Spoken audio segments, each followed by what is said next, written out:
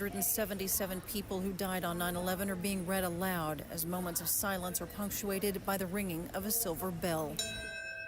There are 6 of those moments, one each for when the World Trade Center towers were struck and fell, one for the Pentagon attack, and one for the crash of Flight 93 near Shanksville, Pennsylvania. This year, the FDNY added the names of 32 of its ranks who died from 9/11-related health issues, bringing a total number of those who have died from Ground Zero-related health issues to more than 360. At Ground Zero in Lower Manhattan, Tanya J. Powers, Fox News. Never forget seems to have been forgotten. Chris Woodward explains. When Nicholas Giordano began teaching nearly 2 decades ago, he saw the emotion in students' faces when he was teaching about 9/11. Many of them lost family and friends. Many of them remember exactly where they were when the plane struck the towers and the Pentagon. And unfortunately today, in recent years, we've seen a disconnect. Part of that disconnect is generational. These are now post-9/11 students. They were born after 9/11, or if they were alive when the terrorist attacks happened, they're not old enough to remember things. Therefore, they do not understand what it was like to live in a pre-9/11 America. They don't understand how the world and the country profoundly changed. But it's not just that they lost the emotional attachment. It's also that they've been indoctrinated over the last 7 years with anti-Americanism from kindergarten through 12th grade and on college campuses. In December 2023, a poll conducted by DailyMail.com found that 3 in 10 members of Generation Z believe Osama bin Laden had the right ideas. This is something that should shock every American that lived through 9/11 to their core. Because what has gone on in our education system, where 30% of an entire generation are sympathetic to the world's biggest terrorists to ever have existed, and I find it repulsive. And we need to change that and fix the education system in order to reflect and get the students to realize how important of an event it was. I'm Chris Woodward. And finally, Tropical Storm Francine now strengthening into Hurricane Francine. Haley Meyer has the latest. Not changing really the go impacts here that we're seeing along the Louisiana-Texas coast as it heads deeper into Mississippi, portions of Arkansas, as well as Tennessee. We've been waiting for Hurricane Francine. Finally, it's here. The dry air has had some hindrance to this storm, but this was expected to happen before the landfall. Still expecting to maintain that hurricane status as it makes its approach towards the Louisiana coast. It's been inching farther towards the east, so getting a little closer to spots like New Orleans, farther away from an area like Lake Charles. But truly, it is going to be the eastern edge of the Louisiana boot here where we're expecting to see some of the worst impacts. More news online at afn.net and download the AFN mobile app. I'm Rusty P. What we believe about the Bible is based on what we believe about its source.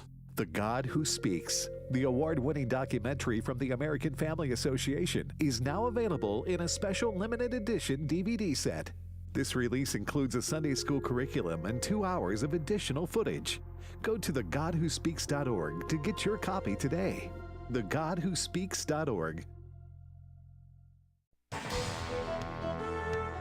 Welcome to Today's Issues, offering a Christian response to the issues of the day. Here's your host, Tim Wildman, President of the American Family Association.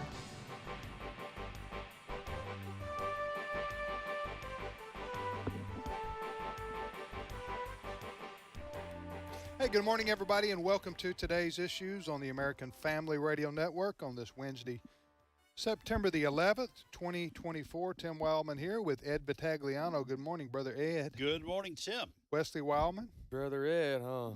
Brother Ed. By the way, good morning. I was thinking this morning in our conversations this morning and what do you call it, our show prep meeting. Yeah. Somehow or another you got confused with Dr. Ed, but that's not the case. It's Brother Ed. I'm not a doctor. You're not a doctor. No. I asked you some medical advice this morning. Yes. You said you started in on answering it, and you're like, no. Well, it was something simple. You were talking about your eyes were burning, and we were talking about allergies, and I said, hey, maybe you should try some Visine. Yeah. And that's as far as you went, though. That was because then you said something about, well, how often can I use it? And I thought saying, man, I don't want to blind this guy. So no doctor Ed, Brother. Well, no I would say with by the way, welcome, Fred Jackson. Good to be here. I would say, I'm not a doctor either, but I would say with respect to Visine, and how often to use it, I would read the instructions prior to squirting the first dose. Is vaccine a dose? Visine, you mean? Yeah. What did I say? Vaccine? Vaccine. Well, we're off to a rough start here. Visine. Well, first of all, let me because just then you say, won't be able to see for a while. even though I'm not a doctor, Yeah. if have you ever used Visine? Yeah. Oh, you have? Okay. Yeah. Well, but when you say squirt Visine, I'm a thinking, drop. you know what? You're Well, already that's- starting off. Yeah. Yeah. Well, I don't know. What do you call it when you Just put a squeeze? drop. Just put a drop in. Yeah, but you squeeze a bottle. Isn't it called squirting? I'm not here to No. argue. No, And you're you not aren't here to either. argue. You aren't either. So we'll yeah. just. you I'll don't. tell you You what. don't squirt Visine. You put a drop. You just put a drop in. Okay. I mean, What about squirt a drop? Can we just compromise okay, there? We'll meet I in the think we middle. can do that. Okay. We can meet in the middle We can. Yes. just- because But you get brother ads because you were a pastor for many years. yes, and I am an ordained minister. Although I've never allowed anyone to call me reverend. Mhm. It's like I don't want anyone revering me. but brother is through the Bible. Brother or sister. Yeah, and Yeah. I Okay. call everyone brother. That's what I'm saying. Yeah. A lot of people do here. All right. Right. So, but I don't think that Kamala Harris and Donald Trump called each other brother and sister last night. No. We had a debate. Hey, before we get into the debate analysis, and we got some good ones. Oh, we're going to analyze. We baby. got analyzation is going to be our forte today. See how We're I going to did it? squirt. We're going to squirt some analysis out there. And All right, drop, so, drop what?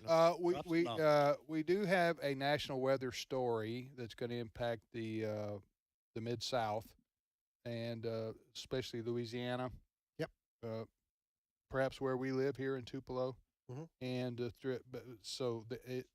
I mention this because what was a tropical storm, Francine, has now been upgraded to a hurricane. It's a real hurricane now. Category 1.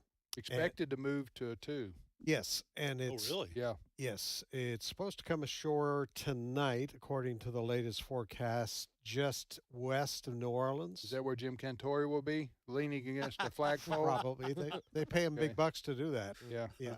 So, yes, and they're predicting. I was watching the weather forecast from a New Orleans local station early this morning, and they're talking about the Storm surge. Francine. Well, Francine is moving slightly to the east from the earlier projections, which means New Orleans is going to get, they say, between 5 and 10 inches of rain. Ooh. Right. That creates all kinds of problems Right. there. It's not so much they're worried about the wind right now. It is the rain.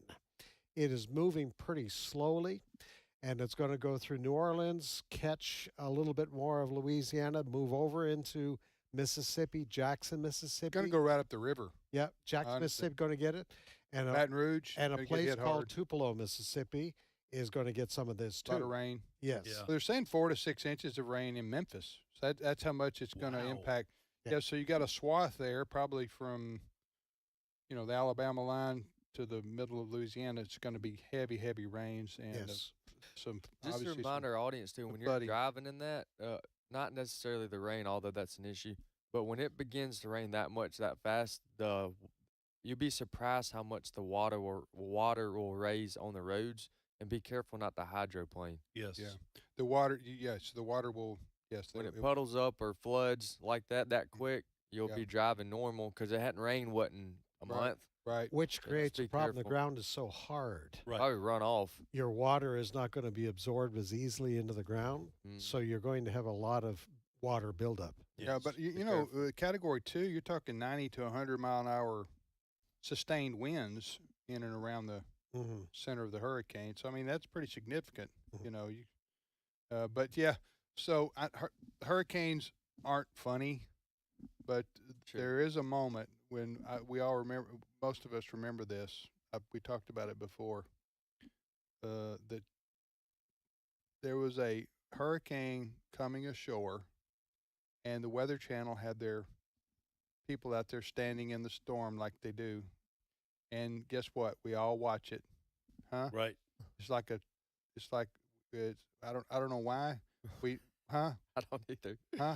but we do. But Why do we do that? Well, it's mostly men that do that. Really? Well, So they'll watch- unless you're being paid by the news. I'll go home. outlet. Listen, I will go home tonight, and I will go over there to the Weather Channel. Yeah. And I will try to get my Jim Cantori fix. Yeah. Because I want to see him and the others. I don't know why I do this. I'll watch it a little while. But here's the thing. Yeah, you got to finish the story. I got to finish the story. So, and you can probably go on YouTube or somewhere and type this in, Google. But you remember about 5-6 years ago, there was one of these hurricanes, and the camera was on the Weather Channel reporter, and he was wading in like thigh-high water and or knee-high water, and he was battling the wind. Man, he could barely talk. He was trying to, and then they scanned back a little bit, and there were two people walking their dog on the sidewalk behind him. Yeah, that's where you get the laugh. Yes. So what evidently had happened, this reporter had found a wind tunnel, you know, where wind comes through two buildings or something like that, to make it appear like he was standing out in, you know. He was taking one for the team. Yes, he was risking it all to report how. That's it, risking it all. There might have been a bonus involved. Do you remember this? Oh, yeah. I remember. I try to look it up, and I can't. I don't know how to word it to get the right video. But probably everybody who watches weather remembers that moment, because we've all seen, like you said, the news, the weather people, and they're walking, and it looks like they're in 150-mile-an-hour winds or something. Well, and then you don't see anybody else affected by it. Let me tell you why I think that really is dangerous. In all seriousness, when they do that, and I think it's unnecessary. Although they would say, no, it's necessary to get people like Tim to watch it, right. which are probably true, a weather voyeur, so to speak. Right. But the reason it's really dangerous is debris can fly around. Yeah. Unpredictably. Right. So you got debris can fly around. Well, if some board hits you in the head because you're an idiot standing out in 100-mile-an-hour winds trying to prove that you can do it. And we all had a front row seat watching your demise. So you're going to, you know what I'm saying? Right. So anyway. All right, you're listening to today's issues, not the Weather Channel. Right. But that is coming. There is a hurricane about to hit the Louisiana coast in the next 12 hours or so. Already left a lot of rainfall down in Texas. So. Yep. All right, Fred, there was a big deal last night in Philadelphia. Right? Yeah, I think everybody around the table here caught all of it, or at least some of it.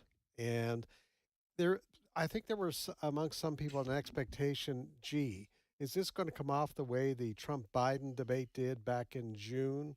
Is Kamala Harris going to fold? Is she going to be the word salad queen, et cetera, et cetera? But I think regardless of where you stand politically, Vice President Kamala Harris came off pretty well last night.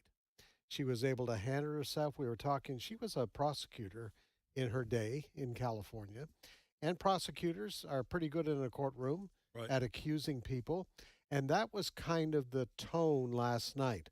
And she went at Donald Trump on a number of fronts, including, and I'm going to play a little bit of audio, on a number of fronts, including on the issue of abortion and the economy. But she also repeated some things about, Project 2025. So here's Kamala Harris last night saying Trump would sign a national abortion ban, and she brought up Project 2025 again, cut number 6.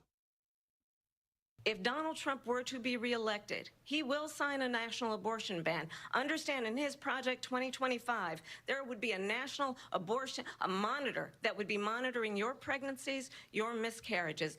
I think the American people believe that certain freedoms, in particular the freedom to make decisions about one's own body, should not be made by the government. Now, she's pretty safe with her audience on abortion. The line meter just tilted. Oh, yeah. Yes. They would be monitoring. Sorry to interrupt you, Fred. She's monitoring your miscarriages. She spewed lies. I mean, I don't know. That was. I'm sorry to lies. say that. Huh? No, she lied a lot last night. But wait a minute, the moderators were there to check her on that. Oh. Don't get me started on the Well, moderators. we've got you started. So go ahead. Let me just say, first of all, President Trump. That may have been after President Trump already said, "I've got nothing to do with Project 2025." She knows that. After. Listen, somebody else did the Project 2025. This Heritage Foundation, I think. Right. Well, and rather, others. I've Okay, go ahead. I've got Trump denying once again he has anything to do with 2025. Cut number 7. Number one, I have nothing to do, as you know, and as she knows better than anyone, I have nothing to do with Project 2025. That's out there. I haven't read it. I don't want to read it purposely. I'm not going to read it. This was a group of people that got together. They came up with some ideas, I guess some good, some bad, but it makes no difference. I have nothing to do. Everybody knows I'm an open book. Everybody knows what I'm going to do. Cut taxes very substantially and create a great economy like I did before. We had the greatest economy. We got hit with a pandemic. And the pandemic was not since 1917, where 100 million people died, has there been anything like it. We did a phenomenal job with the pandemic. We handed them over a country where the economy and where the stock market was higher than it was before the pandemic came in. Nobody's ever seen anything like it. We made ventilators for the entire world. We got gowns, we got masks, we did things that nobody thought possible. And people give me credit for rebuilding the military. They give me credit for a lot of things, but not enough credit for the great job we did with the pandemic. But the only jobs they got were bounce back jobs. These were jobs bounced back, and it bounced back and it went to their benefit. But I was the one that created them. They know it, and so does everybody else. Yeah, so that was one of the better moments for former President Donald Trump last night. But the 2025 thing keeps being repeated. He keeps denying it. But she brought it up last night, knowing that that would be, I believe, not challenged by the moderators, and it wasn't. Well, and also, I mean, the list goes on. Well, let's back up, though. We all know this, Democrats included, that before the pandemic and the shutdowns and the lockdowns and all that, before that, the economy was as best as it's ever been, at least in my generation, Right. in my lifetime. So you got to look at the 3.5 years prior to a historical lockdown shutdown that we were doing fine under the Trump administration. But back to a couple other ones. Remember the bloodbath one? Yes. She repeated that. And the Charlottesville. The list went on, but What's the bloodbath one? The bloodbath hoax. Remember Harrison? Oh, yeah. Where he was talking about the economy, I think. He's talking the about economic bloodbath. Yes. Yeah, yes. She tried to make it sound like he was promising that if he lost The 2024, the election, there'd be riots in the streets. There'd be a bloodbath if he lost. Yes. Referring back to like He didn't say that. No. He didn't say anything. And she knows Yes. he didn't say it. He said bloodbath, but he was talking in terms of like the economy. It was metaphoric. It wasn't literal. But anyway, back to what she just said right there. Okay, that Project 2025 that she brought up, I haven't read it all either, but I know there have been a lot of great, wonderful people who worked on that. That's from the Heritage Foundation is an excellent organization who is behind it. I guess I understand why Trump wants to distance himself from it, because it's not his campaign. But it's basically just that Project 2025 is not the Mein Kampf, okay? It's basically just again, I haven't read the whole thing, but I know people who've worked on it. We were a part of it to a degree. It's basically just making plans for, if Trump is elected, to get good people who believe in the conservative principles into place and be ready to go on day one, not scramble to find liberal bureaucrats to fill positions that don't agree with President Trump and Vice President Vance's ideology and plan for the country. Does that make sense? Yeah, and it's a conservative blueprint. That's all it is. It's a conservative blueprint. I wish Trump wouldn't. I wish Trump wouldn't diss it. Well, I think he helped himself some yesterday by saying, I'm guessing because there's good people, there's good stuff in there and bad stuff in there. Well, he said I hadn't read it. I hadn't read it purposely. That's okay. Anyway, that's kind of beside the point. She's trying to hang that around his neck. The point here is that he is, regardless of where you feel on 2025, the point is here in the debate is that that he has on multiple occasions said, I have nothing to do with that. That's not my team. My team didn't put it together. And she keeps saying that he's attached to it. Yeah, I understand why he's doing that, because He wants to only be responsible for what he puts on Right. his. I understand that. Okay, so let's move on. So Sure. that was one point of the night. And also, she accused him he would sign a national abortion ban. Do we have audio on He has said, well, we played it. Yeah. Just Oh, a I'm second. sorry, we have another one. Yeah, we've got more. But he has said on multiple occasions he's not going to sign a national abortion ban. She knows that, but she was Yes. confident in repeating these lies over and over again last night Why? because she had her two buddies who were moderators last night. They checked Donald Trump 5 times. Listen, before you get to this, you ever see these videos online? I try not to watch them. I really do. But when somebody like at a subway in New York City or something gets jumped by a bunch of people, and they throw this poor soul to the ground and start kicking him, that's what it was like last night. Yes. Yeah. With Trump, Kamala Harris, and then the two ABC moderators, David Muir and Lindsay Davis. Yes. So here's a montage of their correcting or fact-checking Donald Trump last night. Cut number 1.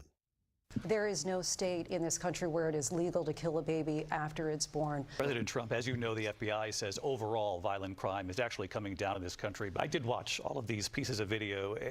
I didn't detect the sarcasm, lost by a whisker. Vice President Harris, he says you hate Israel. You did bring up something. You said she went to negotiate with Vladimir Putin. Vice President Harris, have you ever met Vladimir Putin?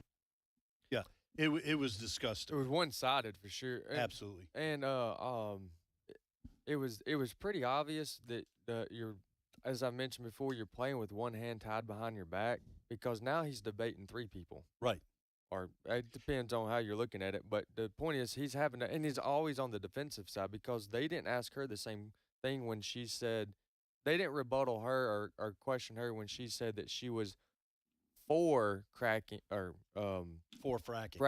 in 2020. Yeah, listen, it wasn't just the live correcting and fact checking that they did. It also goes to the kinds of questions they asked. I mean, they really January 6th. I mean, yeah, January 6th. Come on.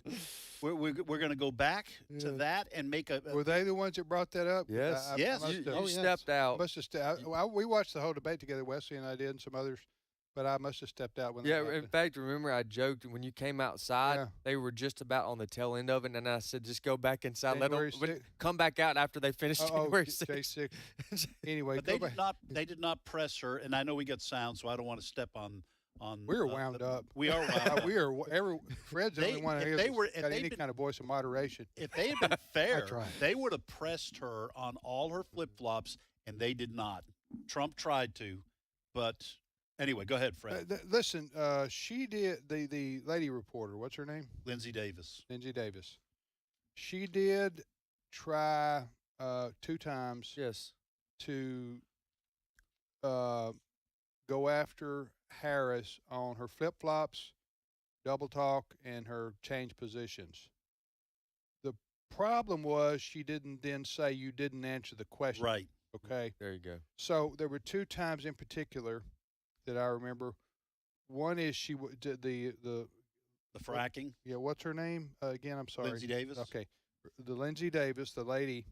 She asked, "Okay, do we have that exchange where she said you've changed your position on fracking, which for those who don't know what that is, it has something to do with oil, really. It's with right? shale oil. So in Go deep, Ed. Yes. So in the kinds of layers that have rock called shale, there's often oil trapped in it, and quite a bit of oil actually.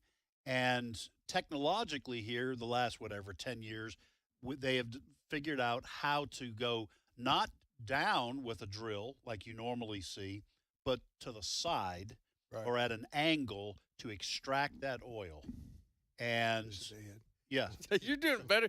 I thought. Oh, you're doing good. That's awesome. Yeah. I was waiting for you to do an and but you went right in and nailed that. There I go. So that's fracking. That's okay, but it's what it is. It's a way to find oil. Yes, that's not as destructive on the land as the. Well, the environmentalists do say, well, you're going to cause the collapse of the ground because you're extracting all those kind of things. It is more expensive to frack because you're going at an angle. You're not going through just soil down to a pool of oil somewhere. But it became, because the technology improved and because prices had gone up so much during the Trump, before the Trump administration, it became economical to extract shale oil through fracking. This is the administration, remember, that shut down the Keystone Pipeline. Yes. Because they're against fossil fuels. They're against traditional energy because they believe. Unless it's in another country. Yeah, but then Biden shut down the Keystone pipeline, which was that natural gas or I don't remember. No, I think that was oil. I think that was from Canada to the U.S. Sorry, but anyway, might have been they were against natural gas too. But then remember, Biden went over when the gas prices started going up. He went over there and begged the Saudis to pump more oil. Yes.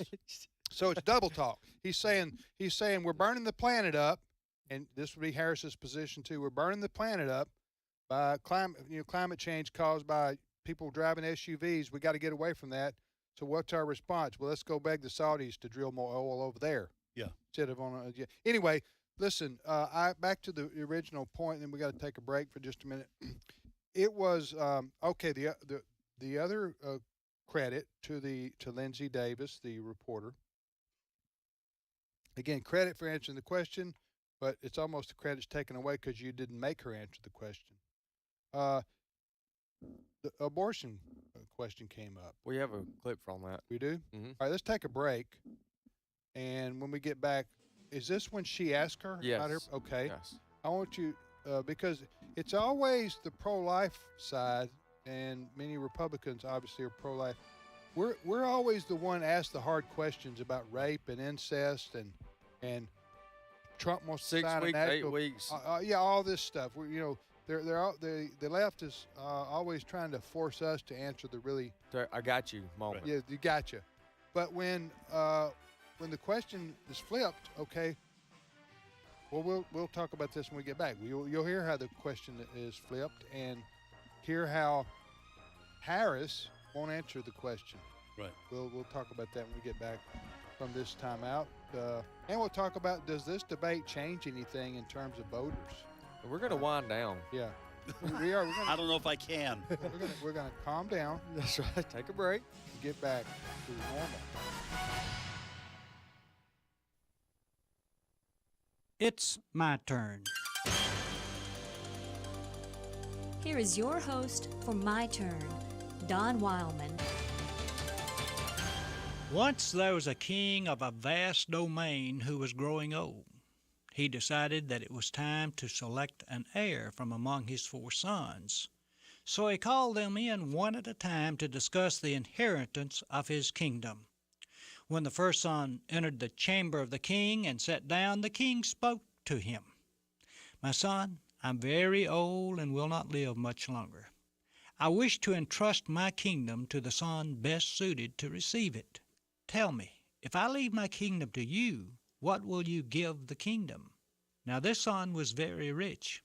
So when asked the question, he replied, "I'm a man of vast wealth. If you leave me your kingdom, I will give it all my wealth, and it'll be the richest kingdom in all the world." "Thank you, son," said the king as he dismissed the son. When the second son entered, the king spoke to him. "My son, I'm very old and will not live much longer. I wish to entrust my kingdom to the son best suited to receive it.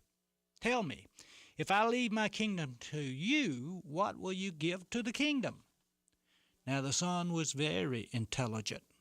So when asked the question, he replied, "I'm a man of vast intelligence. If you leave me your kingdom, I will give it all of my intelligence, and it'll be the most intelligent kingdom in all the world." "Thank you, son," the king said as he dismissed the son. When the third son entered, the king spoke to him. "My son, I'm very old and will not live much longer. I wish to entrust my kingdom to the son best suited to receive it. Tell me, if I leave my kingdom to you, what will you give to the kingdom?" Now this son was very strong. So when asked the question, he replied, I'm a man of vast strength. If you leave me your kingdom, I'll give it all of my strength, and it'll be the strongest kingdom in all the world. Thank you, son, the king said as he dismissed the son. The fourth son entered and was greeted by the king in the same fashion as the other three. My son, I am very old and will not live much longer. I wish to entrust my kingdom to the son best suited to receive it. Tell me, if I leave my kingdom to you, what will you give to the kingdom? Now this son wasn't especially rich or smart or strong, so he replied, My father, you know that my brothers are much richer, smarter, and stronger than I. While they have spent years gaining these attributes, I have spent my time among the people in your kingdom.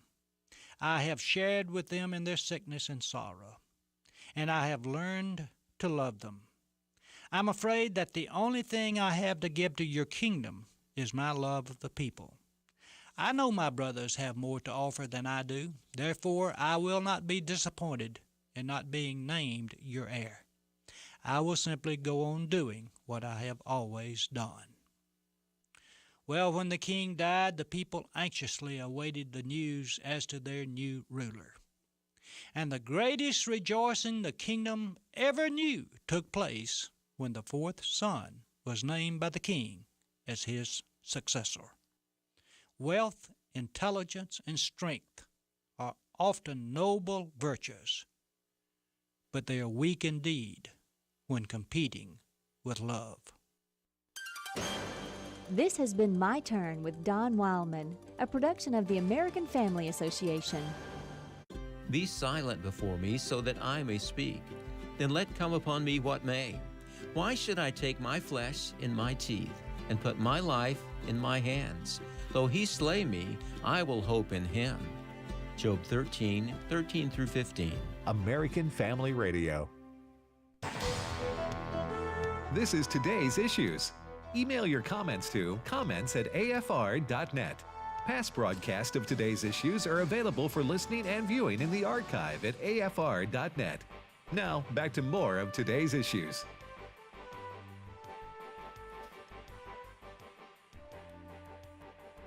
Hey, welcome back, everybody, to today's issues on the American Family Radio Network. Thanks for listening to AFR. Tim, Ed, Wesley, and Fred, we're talking about the presidential debate last night in Philadelphia between Vice President Harris and former President Trump.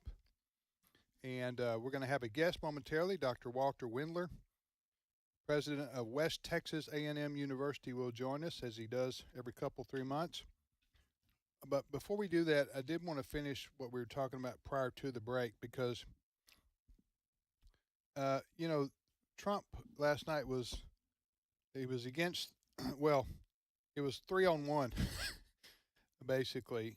That's the way many conservatives at least view what happened last night. Not that Trump had his best performance either, but here's a situation as an example of how the ABC reporter Lindsay Davis, she asked a good question, but listen to the answer from Harris and understand there was no comeback of you didn't answer the question. Go ahead. Yeah, Vice President Harris, want to give you your time to respond, but I do want to ask, would you support any restrictions on a woman's right to an abortion? I absolutely support reinstating the protections of Roe v. Wade, and as you rightly mentioned, nowhere in America is a woman carrying a pregnancy to term and asking for an abortion. That is not happening. It's insulting to the women of America. Okay. Was that all she said? Yes. I can't remember exactly. Well, I just know she didn't answer the question. Here's the question that she was supposed to answer. Are you in favor of any restrictions on abortion? Okay. So that means, are you in favor of after the first trimester, second trimester, or do you believe in allowing for abortion in America up to the 9 months, till Or the like baby's this- about to come out? Okay, that's a question she needs to answer if she's going to say she's, quote, get the pro-choice and get the government off our bodies or whatever else she said there. Cliches, and they're trite, and they don't. She doesn't. You don't get into any depth of discussion on that kind of thing. But she says there that she believes she doesn't answer that question, which is a hard question to answer. Yes. Which is the point of being fair if you're a moderator. And you asked a hard one to President she Trump. avoided that question. But Trump was forced to ask. You changed your mind. You said 6 weeks was not too much, but you need to go 8. They forced it on Trump. The 6 to 8 week deal. They made him. But they didn't force it on her. That reporter should have come back and said, yes, but you didn't answer the question. Are you in favor of restrictions on abortion after 12 weeks, 24 weeks? When are you? Trump did do that. Trump said, yeah. Trump did what? He said you're going to have to answer. Is it 7 months? Okay, he 8 did do months, that. 9 months? I think he tried to do it a couple times. Well, he also brought up the former Democrat governor of Virginia. Remember what he said about abortion? If a woman gives birth, full-term birth, we put the baby over on the counter. It's a partial birth abortion question. Yes, and we have a discussion with the mother. Right. While the baby is there on that. That did happen. Yes. Trump mistakenly said West Virginia governor. He did. But he came back. But he did come back and correct himself. Mm. Anyway, listen, the issue of abortion is now in the hands of each individual state. It's really not a federal issue any longer. Okay. It will be under Harris, though. That's why it was number 22 or 23 on the list of most important things for the Americans when they were polled. What's going to get you out to vote? And that was at the very bottom. Right. I just don't think it's a major issue with the broad general public. And Trump is right. Trump said, now Trump's not as pro-life as I want him to be. He did do good when he was president, but he's just, it's not in his heart. Right. Well, I know we're kind of clip heavy, and we're going to get to our guest, but Brent went out of his way to get this clip for us. So let's play this clip real quick. This is Trump's response to Kamala when she won't answer the question. Will she allow abortion in the 8th month, 9th month, 7th month? Come on. Okay, would you do that? Why don't you ask her that question? Why don't you answer That's the problem. question? Would you because veto? under Roe v. Answer Wade, the question, you would you could veto? do abortions in the 7th month, the 8th month, the 9th That's month, not true. and probably after birth. Good for him. I'd forgotten that. Yep. Yeah. That was good for him. It's a good moment. By the way, it's also true. It's not just Governor Ralph Northam, of the former governor of Virginia. The governor of Minnesota, the vice presidential candidate for Harris, Tim Walz, also signed into law. I'm not sure. I think maybe a couple of years ago, that there is no protection for a baby who survives an abortion in Minnesota because of Tim Walz. So technically, Lindsay Davis was right. There is no quote unquote law requiring a baby to be killed after birth, but that wasn't the point that Donald Trump was making. Listen, the bottom line is this. The Democrat Party believes you should be able to abort a baby whenever, up to 9 months. Abortion on demand. And partial birth abortion. That has always been the that's what they position. believe. Yes. Yeah. So if they try to what do you call it? Obfuscate. They try to dance around that, but that's where they are. Right. That's where they are. You're listening to today's issues on the American Family Radio Network. We're talking obviously about the presidential debate last night in Philadelphia between Trump and Harris. Joining us right now is Dr. Walter Wendler, president of West Texas A&M University in the Panhandle area of Texas. Good morning, Dr. Wendler. Good morning, gentlemen. I appreciate the opportunity to visit with you. By the way, again, remind me what town the school is located in? It's just south of Amarillo in a town called Canyon, Texas, and that canyon is on the rim of the second largest canyon in the United States. Yes. Paladuro Canyon. Yes, sir. So what did you think of the debate last night? Oh, I was afraid you were going to ask me that. Yeah. How much time do I have? Well, yeah. How much time do you have? But it's interesting because one of the things I was thinking about. Just bear with me for a second because I want to address something in that debate that's something that I'm wrestling with right now as university president. A lot of people hear stories about the changing nature of college students, and I've had the privilege of, or the challenge of, I started teaching at Louisiana State University in Baton Rouge in 1975. I'm an old man. I'm probably older than any of you guys. So treat me with respect. We do. But the fact of the matter is, I started teaching there in 1975. So I taught baby boomers. I've taught Gen Xers. I've taught millennials. I've taught Gen Z, and I'm involved now with Generation Alpha students. And a lot of people want to make out that there's been a radical change in student aspirations and students' desires of what they get from a college education. And I'm here to tell you, from my perspective, that's not true. The fundamentals of what students look for from a university, public or private, is a holistic view of life. They want their faith life and intellectual life to be knotted together to present them with the opportunities to be a whole person. And this is the part about the debate. I kept hearing last night, and I heard that word aspirations a number of times.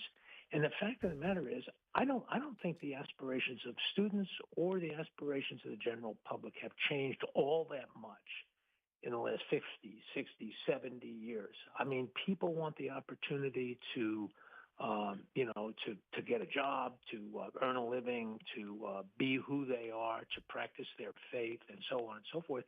And part of the problem with contemporary American higher education is some universities produce little of value in that regard. They sell degrees to students who the degrees have very little value in the marketplace, and students leave encumbered with too much debt. And the fact of the matter is, it turns out to be something that is not at all in line with their aspirations. And this constant pressure that says we shouldn't look back, we need to look ahead, I don't buy it. I think the fact is we need to look back and understand where we've come from as Americans. We need to go all the way back to the Founding Fathers and the deepest principles of Western civilization, and those are extracted from Judeo-Christian principles.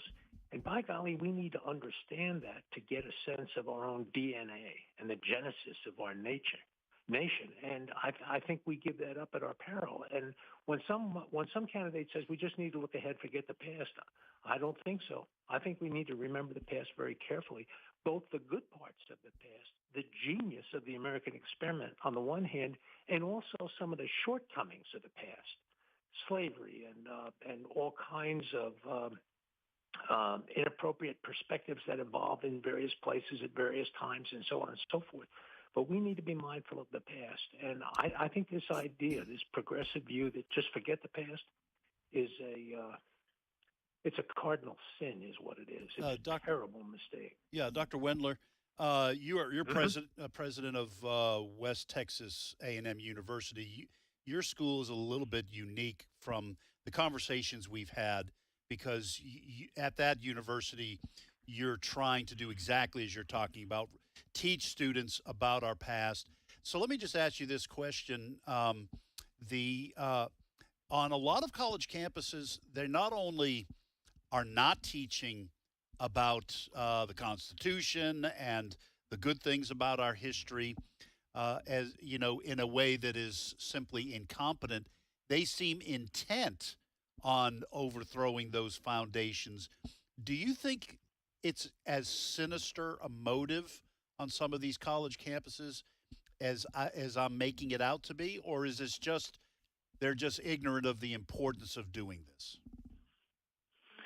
Well, I think there's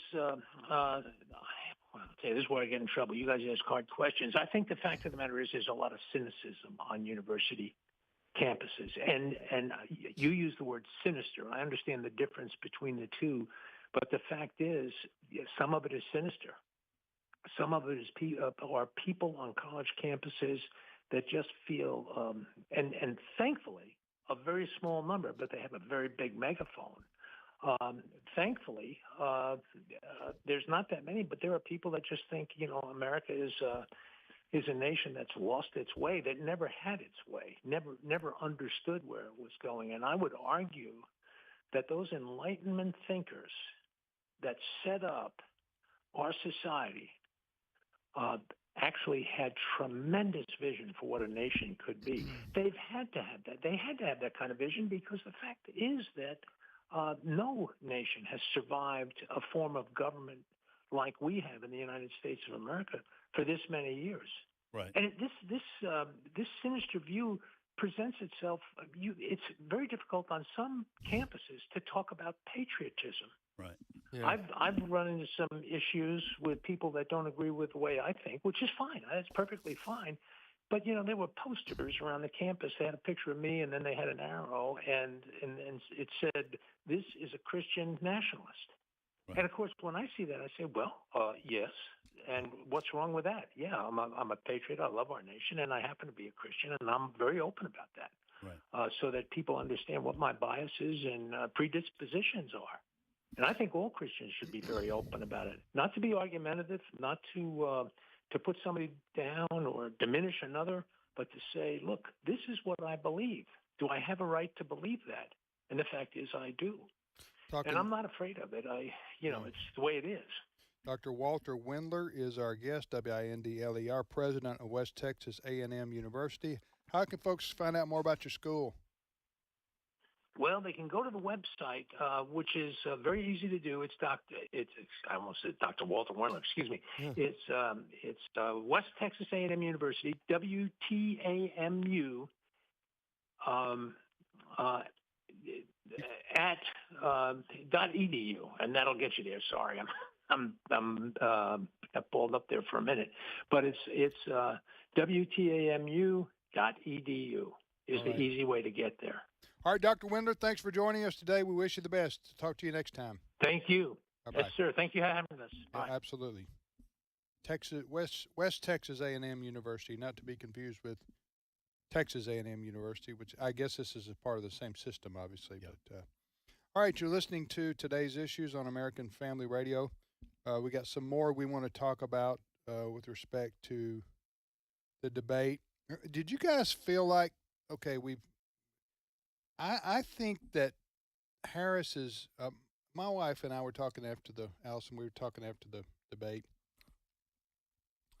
and obviously not fans of Harris, her political views. Right. But her presentation was good. Yes. Her presentation, or you could say her acting ability. Right. Okay. Her debate, from the skills of being able to have a debate. Yeah, well, one of the reasons was the low expectations, Fred. Mm-hmm. Yeah, she's been low profile as a vice president. She was a border czar, but really didn't work. Didn't go to the border. No. Didn't go to Europe either. Didn't go to Europe. But she's traveled around the world. Right. She said that like 4 times. I've traveled. And in previous interviews, she's been known as the queen of word salads. Yeah. She's gets all mixed up. So there was a low expectation. But as we mentioned, she was a prosecutor at one time in her life. Mm-hmm. And so the other thing that we were told last night, she was well practiced leading into this debate last night. She had a bunch of topics she wanted to talk to, and she was coached on how to respond to all of this. And so she had no problems when the questions came. As much as I'm skeptical about the ABC team last night, I don't think they delivered the questions to her in advance. But she knew what was coming, and she was ready for it. And she also was coached on how to handle the former president. Oh, yeah. She knew she was goading him. Yes. And he fell for it. He can't help himself. You say that his rallies are boring? Yes. That's all. People are leaving. People leave early. She said several times he's weak. She used words like tired. You could see his old. eyes pop open. Yeah. Because he is a egomaniac. Okay. I'm not criticizing his politics. I'm just saying he is She knew what to do to provoke. He is a narcissist. You call him weak, he's coming at you. You know what I'm saying? Because he's going to say whatever to prove that I'm not weak. And so she knew it was a tripwire. Is that what you want to call it? Yeah, and I'll say this too. A part of Debate Tactics 101, and I've mentioned this before. I was on the. Can I excuse me if you interrupt? I'm interrupting. By calling Trump an egomaniac, I'm not saying he's a maniac. Okay, I should have said narcissist, which everybody in the world knows except him. Okay, and we all know that. That's factored in, and I'm not saying that's a disqualifying factor for running for president. Most people at that level are narcissistic. There's some level of but he carries it to a new level. Okay, because it's the greatest in the world in history. Whatever he did on that day was the greatest in the history of the world. Yeah. Anyway, that's kind of a running joke. Again, it doesn't disqualify him from being president. You can still be you can be a functioning narcissist, so to speak. But I didn't want to insinuate that I think he's nuts by using the word maniac. Now, go ahead. Okay, so I was on the high school debate team 4 years, college debate team 3 years. Okay, this is what we're taught. One of the things we're taught, okay, is you do not simply answer a question with your views and then let your opponent answer the question with his or her views. Okay, what you do is you answer the question as briefly and succinctly as possible, and then with your remaining time, you throw 3 attacks at your opponent. That's right. So that your opponent has to start his or her answer by answering the 3 attacks you sent his way, giving him less time to answer the question. That's right. And that's what she did last night. Mm-hmm. So she was I think she did. I said yesterday on the show, the bar is set so low for her as long as she doesn't implode. And if she can meet that bar, it's a win for her. Well, she did better than that, okay, because she was prepped. And that's why if you were to listen to that debate again, first of all, may God have mercy on you. You listen to that all over again.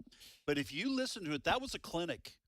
That was a clinic on how to put whatever you want to say out and answer and then go after your opponent, because she knew and her team knew that President Trump will immediately get defensive, especially since it was 3-on-1.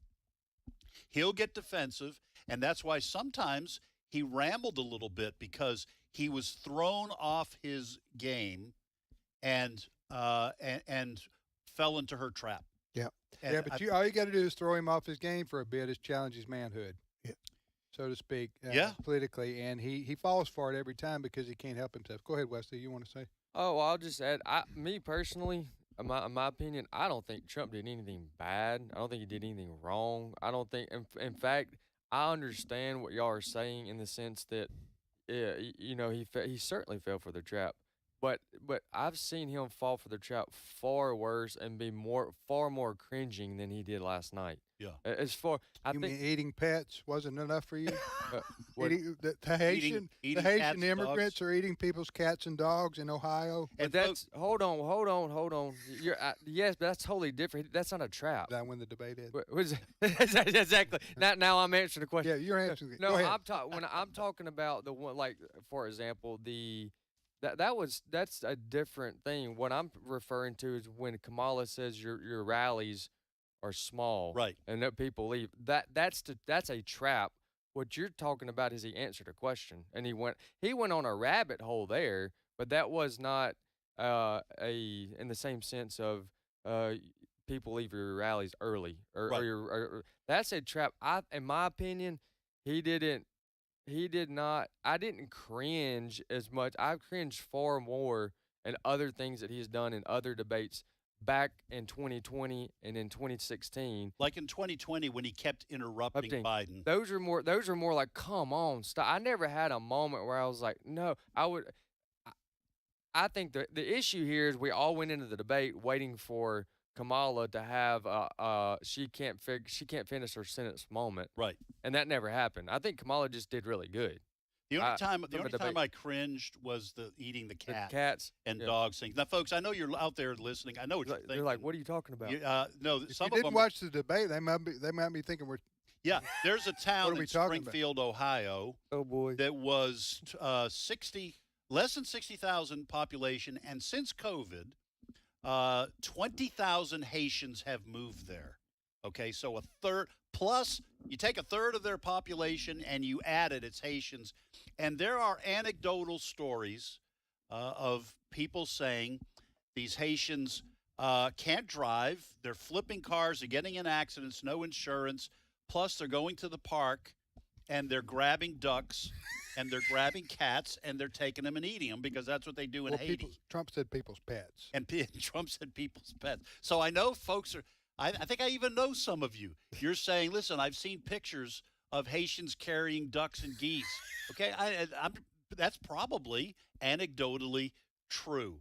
But he shouldn't have said that at the debate. What he should have focused on, in my opinion, and I wasn't in his spot, but he should have mentioned the 20,000 Haitians. And you don't care what they're eating. And last night, he could have mentioned what the governor of Ohio did yesterday. Yes. He announced he's sending in troopers. National Guard. Yeah, National Guard. He's sending them in, and he's having to give the city $2.5 million to cope with the housing problem, the food problem that these Haitians are creating. That, to me, is the point you make. Yes. My point is, I think he had missed opportunities with it, obviously, but I don't think Trump did anything where I was like, oh my gosh, what is he doing? That was the only one for me. Yeah, sure. But okay. I'm like with you. I was kept waiting. And no, don't do that. Don't fall into a trap. You need to hit her. You need to hit. Kamala Harris. I would say probably some voters from some parts of the world heard that and they go, eating cats and dogs, what's the problem with that? What's wrong with that? Listen, I'm sure there's people listening here and going, listen, I don't think they're eating the cats and dogs. I think those Haitians are sacrificing. There's a little voodoo going on. Voodoo. All right, we'll be back. It's probably time for a break. Oh, yeah, I need a break. We're gonna reset. Okay. Steve Jordahl's coming. Yeah. Maybe can we all make a promise things we're gonna, down. That's ratchet. We'll be back in 5 minutes.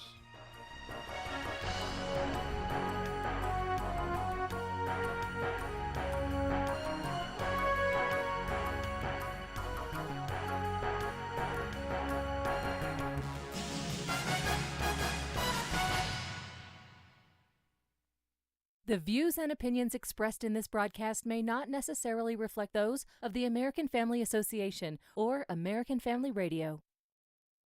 Faith, family, freedom. American Family Radio. The American Family Association, informing, equipping, and activating to transform American culture.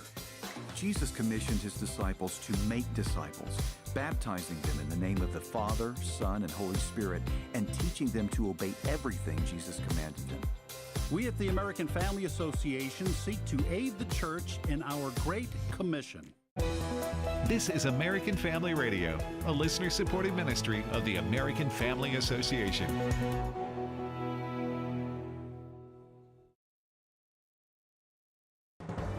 American Family News, I'm Rusty Pugh. Vice President Kamala Harris's microphone may have been muted while President Donald Trump was talking during last night's debate. However, her face was not covered, and critics say her exaggerated and over-the-top facial expressions conveyed dishonesty and weakness.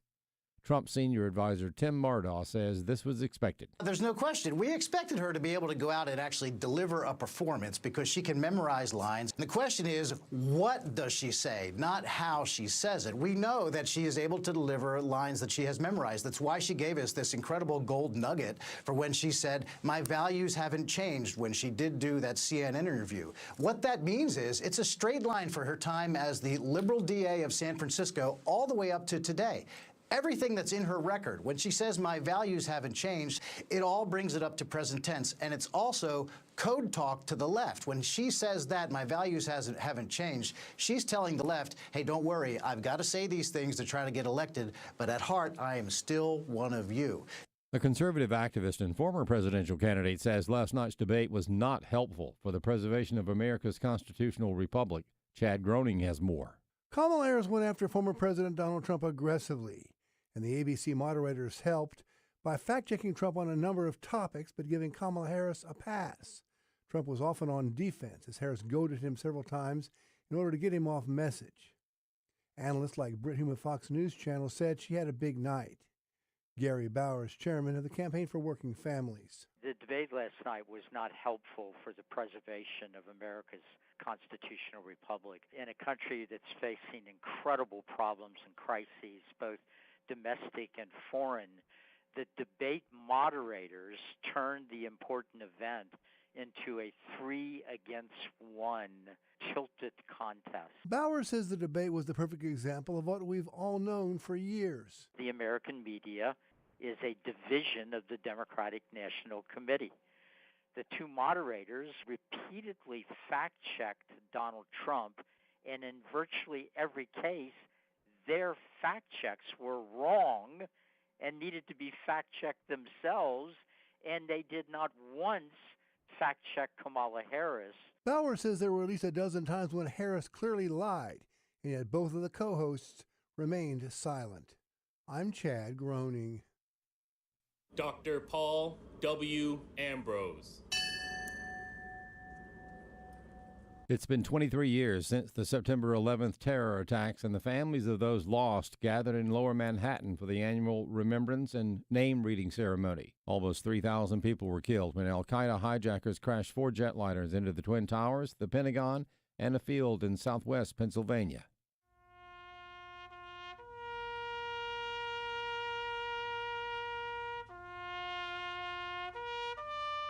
The Pentagon holding a ceremony today in remembrance of the lives lost during the attack.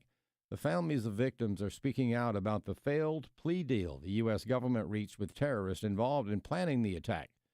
Joanne Barbara lost her husband, Fire Department of New York Chief Gerard Barbara. Bobby, your beautiful and infectious smile and soul is missed and loved so much every day. You have no idea the major impact you and your life has had and left on all of our hearts. Ohio's governor is pledging law enforcement and other resources to address an influx of Haitian illegal aliens in the city of Springfield. The state of Ohio is sending state troopers and millions of dollars in resources after the Biden administration sent some 20,000 Haitian migrants to Springfield, a city with a population of less than 60,000 that's since grown by almost 1/3. The influx creating a strain on local systems. The resources to Springfield, as Governor Mike DeWine says at this point, he's gotten zero indication the federal government is working on a plan to help. Jeff Manasso, Fox News. More news available online at afn.net and download the AFN mobile app for your Apple or Android device. I'm Rusty P. The American Family Association's mission is to inform, equip, and activate individuals to strengthen the moral foundations of our culture. We also support the church. Our goal is to be a leading organization in biblical worldview training for cultural transformation. We believe that our ministry, as well as everything in the heavens and on earth, belongs to God, and our role is that of a trusted manager. Thank you for standing with the American Family Association.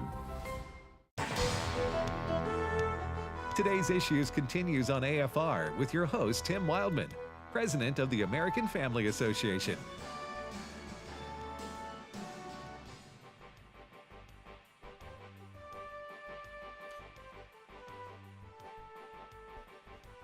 Go ahead. All right, welcome back, everybody, to today's Issues. Before we get to Steve Paisley-Jordahl, good morning / good afternoon, Steve. Good morning / afternoon, everybody. I want to make mention of the fact that October 17th at 6 p.m. Central Time, we will be releasing our latest AFA at Home, Episode 6. The title of the episode, by the way, it was they videoed this yesterday afternoon. What direction will America take on Election Day 2024? Hosted by Walker Wildman, one of our vice presidents. And the guests include Sandy Rios, Dr. Jameson Taylor, Philip Juregi, Debbie Wethnow. Both Philip and Debbie were on the program with us yesterday, and then also Rick Green of Patriot Academy. And the conversation, in its conversational style, they will discuss and answer questions about the upcoming election. We're all trending in that direction, November 5th. Topics of conversation: what went wrong in 2020? What's at stake as a Christian in the upcoming election? What states will the election come down to? How important is it for voters to become educated on candidates and showing up to vote? All those kind of questions and more were discussed yesterday. So if you're interested in watching this, it will be available to watch free of charge at our own streaming platform, stream.afa.net, stream.afa.net. That release date will be October 17th. It's being handled by American Family Studios and cleaned up a little bit at 6 p.m. And that's available free of charge at the streaming platform. I don't know how long, a few days, a week or whatever, and then it will go behind the paywall. But for a little while anyway, it'll be available free. So you want to check that out October 16th at 6 p.m. Central Time, stream.afa.net. Hey, real quick, by the way, Tim, Ed, Wesley, and now Steve Paisley, Jordan. Good morning, Steve. Hey, good morning. Just real quick about this, because it got some comedy play, talking about Trump claiming last night during the debate that the Haitian immigrants in Ohio were eating people's pets. Ha, ha, ha. The broader point here and the more serious point is, what in the world, 20,000, is that what they say? Right. Illegal immigrants being settled in a small town, a relatively small town in Ohio for?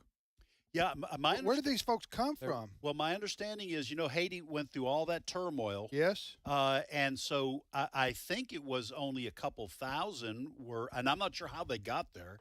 They're bussed in. But then I think what happens is they call up friends or whatever and say, hey, it's working out here. It's working out here. But 20,000, that's incredible. Is that true? It's 20,000 since 2022. So yes. over about a 2.5-year period of time, there's been 20,000. Okay, these folks must have received political asylum. I'm guessing, Steve. We did ask or grant asylum to a whole lot of Haitians. Haiti is in turmoil. It's in chaos. And has been for as long as it's been in existence. At least since the earthquake back. And will be. Yeah. So a lot of those were brought in. We flew them in under an asylum program specifically for Haiti. And now they're settling them in this Springfield, Ohio. I don't know why they picked that town, but just like the Somalis seem to pick someplace in Minnesota, the Twin Cities. You get a couple people and they bring their friends, and all of a sudden you got a little community set up, a Haitian community. And hey, listen, if I'm a Haitian, sign me up for that trip. Right. I want out of that country. That country is the wild, wild west. Right. It's a danger. Very violent. I encourage people to look this story up that we're talking about, because there's video after video of the locals over the last year and a half or two meeting with city councils and having town halls. And they are thoroughly upset. Have nothing to do with an immigrant moving in. It's the destruction that they bring with them that they're having a problem. Well, it's not fair. It's not fair to any town, especially one of 60,000. Look, New York's struggling. Yeah, big as New York is. It's not fair to say to a town of 60,000, oh, here you go. Here's 20,000 people that don't even know how to talk your language. Yep. So anyway, all right, Steve, what do you got? Well, just one thing that I would add to whatever you guys are talking about at the debate, and I was doing a lot of stuff the first hour, putting stuff together for this half hour, so I didn't hear everything you guys said, but there was a snap poll that CBS did immediately following, CNN did immediately following the debate. And within 10, 15, 20 minutes of the debate, they asked, did this move the dial for you in terms of your voting? How are you going to vote? 82% of people polled said it didn't affect their vote in the least. 14% said it made them reconsider, but they did not change their mind. They will not change their mind. 4% said the voting intentions have changed. How many? So 4%. Did they say in which because direction? of the debate. Well, I'm guessing not a whole lot of people. Well, no, it didn't say which direction. I was say that, yeah. Well, that's kind of what I figured. I was texting with somebody last night after the debate was over, and they said, "Do you think this moved the needle with anybody?" And I said, "No." I said, maybe 5% of the American public at the most would have been influenced by the debate last night in terms of, I'm undecided. I think I'll go with Trump, or I think I'll go with Harris because of the debate. I just don't think that happened last night. I think a couple things that are kind of the takeaways. One is Harris didn't fall on her face. Yep. Right. Like everybody, like a lot of people expected her to do. So that helps her.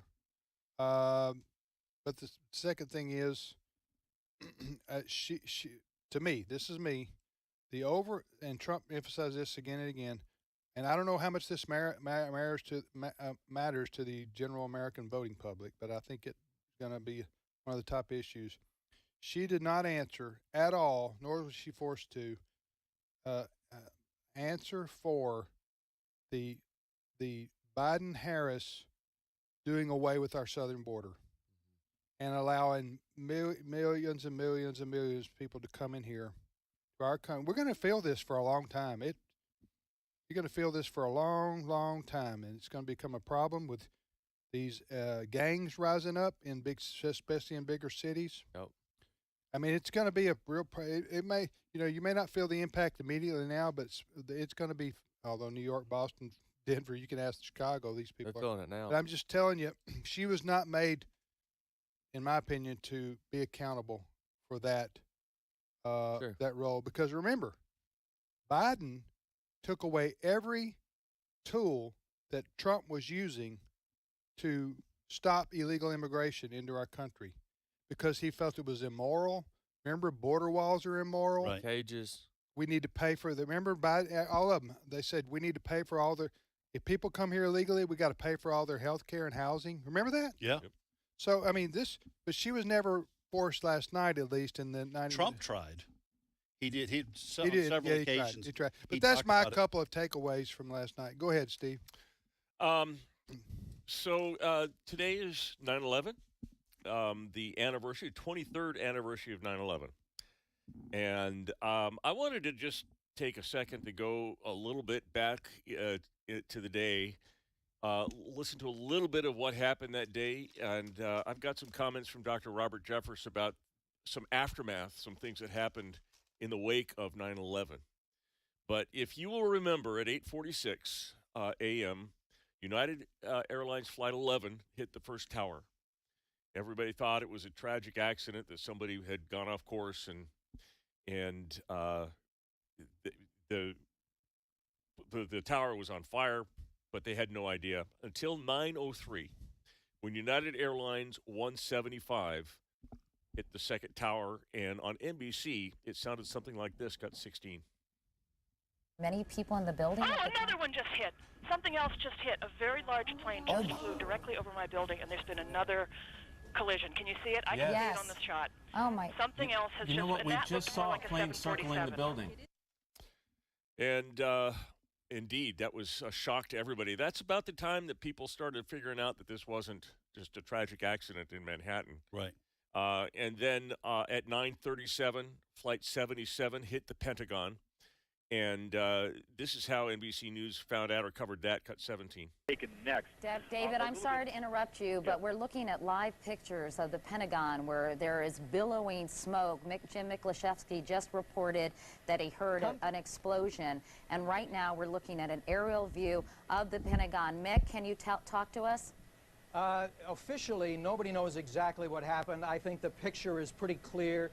According to one U.S. Army officer who went running past me at a full trot, he said that it appears that a bomb was detonated at the heliport. It was, in fact, an airplane. It was American Airlines Flight 77 that crashed into the Pentagon. At 9:59, the South Tower of the World Trade Center came down, and the North Tower came down at 10:28. At 10:03, United Airlines Flight 93 crashed into the field in Shanksville, Pennsylvania. That was the Todd Beamer "Let's Roll" heroism. That was what was happening on the day, and it's always good for me to go back and kind of relive some of that. We say never forget, but sometimes to feel that again. Today in New York, they had what they do annually is they get together, they read the names of all of the people who lost their lives in 9/11. This is just a couple names from today, cut 18. Gregory M. Preziosi. Wanda Evelise Prince. Vincent A. Princiota. Kevin M. Pryor. Everett Martin Proctor III. Carrie Beth Projan. David Lee Prum. And then at 8:46, they ring a bell. 9:03 at the markers, they ring a bell that morning. It was interesting. Both Donald Trump and J.D. Vance and Joe Biden and Kamala Harris and Senator, I'm sorry, I can't remember the name of the Democrat vice president candidate. Walz. Tim Walz was there.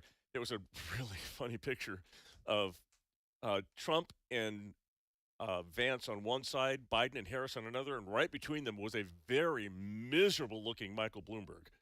Oh, man, he looked like he was being skewered.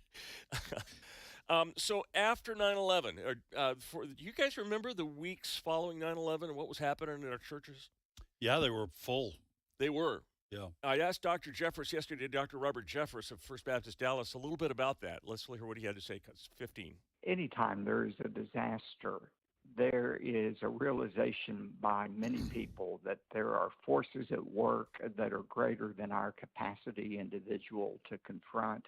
And I think we instinctively turn toward God. I think that turn is real, but it's also historically very short-lived. Our history as a country is filled with examples of momentary turns toward God, whether it was the crash of Wall Street in 1929 or the Japanese attack on Pearl Harbor. Interesting that we find the need for God when something, horrific happens in our country or in our lives, happens individually as well. As soon as things look better, we all of a sudden forget that God exists. You know, those I don't read a lot into either the tendency for people to turn towards God or the fact that when they suddenly feel safe again, or they quote unquote get over the initial scare, they turn away from God. I don't read a lot into that because those things are not sufficient to convert a person. Okay, so people will turn temporarily towards God, and sometimes it's whoever they think God is, because they are looking for assurance. Their lives suddenly are chaotic, and they're not sure what the future holds. There's a great deal of insecurity. They're looking for something secure, so often they'll turn to the church, quote unquote, or to God. But that's not enough to save. It's kind of like Romans 1, where people will see and understand that God is real because of the creation that they're seeing. Okay, but that's not enough to convert. The gospel is the only power that can convert people. So churches need to be preaching the gospel so that when people temporarily come because of some disaster, then God can minister the message of salvation and the power to convert hearts. So I understand what Dr. Jeffress is saying. Anytime people go to church, that's a good thing. That's an opportunity. Let me put it that way. But how sad and how tragic that some of the people you're talking about who are kind of seeking something, they don't know what, and then they kind of relent after a while and stop coming. They came that close, right, to hearing the gospel and maybe making a decision that would permanently change their eternity. Well, listen, there were people, the majority of people, who heard the literal Jesus Christ preaching, saw miracles, all right, and turned away and rejected him and called for him to be crucified. So this is typical of fallen human beings. There was a scene in a movie, and I can't remember what movie it was, and I don't think I ever saw the movie in its entirety, so I can't endorse it. But it's so old, I don't think you can probably even find it. But it was a Burt Reynolds movie. We're talking 70s now. Black and white. No, Wesley, we did have color, and that's. I was serious. That's serious. I know you were. Y'all all laughed. No, it was in color, and that's about the time we got indoor plumbing here in Mississippi, which the rest of the country already had. Right. Thank you, TVA. Yeah, but anyway, then along came something called K-Bell TV. K-Bell, yeah. You remember K-Bell TV? Oh yeah. Came into existence. Yeah. But seriously, this was to y'all's point, it was a scene in the movie where Burt Reynolds' character is like he's out in the open sea with no land in sight, and he's like got I don't know what he's got, some kind of flotation, a log or something, and he starts praying to God that he would save him and bring him to land. Yeah. So he says, I think I've got this scene right. He says, God, if you'll save me, I'll give you everything I own. Okay? I'll give you everything I own. Well, when he the next scene, I think, is him seeing land or getting closer to the land, and he says, God, thank you for saving me, and I'm going to give you half of everything. You know what I'm saying? Yeah. This wasn't a Christian movie or a spiritual point to be made. It was supposed to be comedy, but it does say when oftentimes we take the good times for, if that's what you want to call them, for granted. Yes. And when we get into trouble or we have hardship, that's when we. But I almost that's fallen. That's fallen human nature. Okay. That's fallen human nature. That's one reason why I've said this before. I don't mean to repeat myself, but I'm getting so old I can't remember if I've repeated myself. Hey, good stuff's worth repeating. Yes. Yeah. Well, good. I'm glad Yeah, because so. you're going to get a lot of repeating from me over the next 5 years. That's it. Okay. So this is why I don't make vows to God. All right. The Bible says if you make a vow to God, make sure you pay it back, or God will consider you a fool. I don't make vows saying, God, if you do this, I'll do X, Y, or Z. Right. Because I don't trust myself. So I will say, God, I will try to do that. But I don't make vows because you're squeezed under difficult circumstances. You'll promise the moon, even if you can't give it. And so that's funny because that's a movie that recognizes this part of our nature. We will promise God anything to get out of this corner I'm jammed up in. And the fact of the matter is we're untrustworthy. Our fallen nature is untrustworthy. Burt Reynolds was in a movie called Shark in 1969. Might have been that. The one you're talking about is The End, 1978. Wesley's on that 70s movie. He's got. I got the screen. I got. What did you type in the scene I'm talking about? Yeah. Okay. But he was if I didn't have this in front of me, that would make make sense. Yeah. What? But the movie with the scene I'm talking about is called what? The End. The End. That's it. Okay. But it was he's out there in the middle of the ocean. They titled this scene on here on YouTube, I Want to Live. Right. God, I'll get. I may have missed it, the verbatim, but that was the point of it. He's saying, God, I'll give you everything if you'll save my life and get me back to land.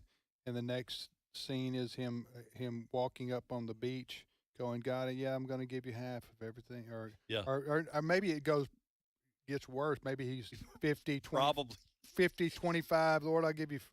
God, I'll give you 5% And of it. folks, please understand, we are not mocking how terrible human beings are in their relationship to God, but that is a funny thing. I'm going to have to watch this clip, right? Because this is without the grace of God in operation in your life, this is what you get out of humanity. Right. You know, back to your vow thing for just a moment. so you don't make vows to God. I don't. Are you interchanging the word vow with like a promise? Yes. Same thing. Yeah. I don't promise God that if he does this, I'm going to do. Oh, I see X, what Y, you're Z. saying. No, you just, I would say, listen, all through the scripture, the admonition, the commandment for us as followers of Jesus Christ is to live for him 100% every day, all day. Right. You're right. And that's not conditional on God doing anything for us or not. Am I right? I think, perfect. yes, that's great clarification. I think the other category would be if someone was interested or looking for clarification, a sign. So like, God, if you want me to do this, then show me or whatever. Yeah, that's different. That's kind of like different. putting a fleece before the Lord. Right. Yeah, I think that's what it's called. But no, you're right. That's the Christian. good. That's why Jesus says, "Let your yes be yes and your no be no." Absolutely. God is not transactional like that. It's Right. Like it's like a Trump thing, right? God, I'll give you my tower on Fifth Avenue if you let me win the president. You know, It doesn't work that way. Nope. That's not biblical. Nope. Right. Now, God does promise that, and this is sometimes hard to define, but God does say that he will take care of his own people. Yes. He'll bless them. He will bless them. But Provide for them. you know what? That's not something to be viewed nonchalantly, so to speak. Right. If you read the scriptures about God's relationship to man, there are certain levels of holiness. Yes. Okay, so that a new convert is not practice holiness or righteousness or sanctification. That's a process that takes time and years. You can be born again and saved from your sin, so that when you die, you go to heaven. But but you compare that to a 50-year believer, you know what I'm saying, who's practiced what God, drawing near to God. Yes. That's two different relationships. Does that make sense? Yeah. No. That is the process of sanctification, as opposed to justification. Right. Where God declares us righteous because of our faith and trust in Jesus Christ. That's an instantaneous moment. Yes. Weird. I mean, look out, Robert Jeffers. Yes. Because we're bringing it right here. No, so being saved from your sin, I call it sin, death, and hell. Being saved from that is an instantaneous, in the moment desire to give your life to Jesus Christ. Right. So Philippians says, continue to work out your salvation with fear and trembling. Right. That's the sanctification process. Yeah. All right. Thanks, Steve. My pleasure. Good looking, Paisley. Thank you, sir. All right. We'll see you next time, folks.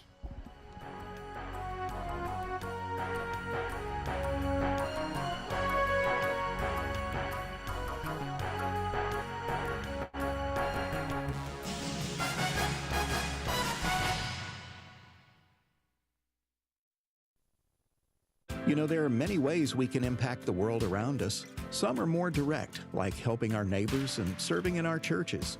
Other ways are broad, like becoming community leaders or supporting missions. Of course, taking care of our families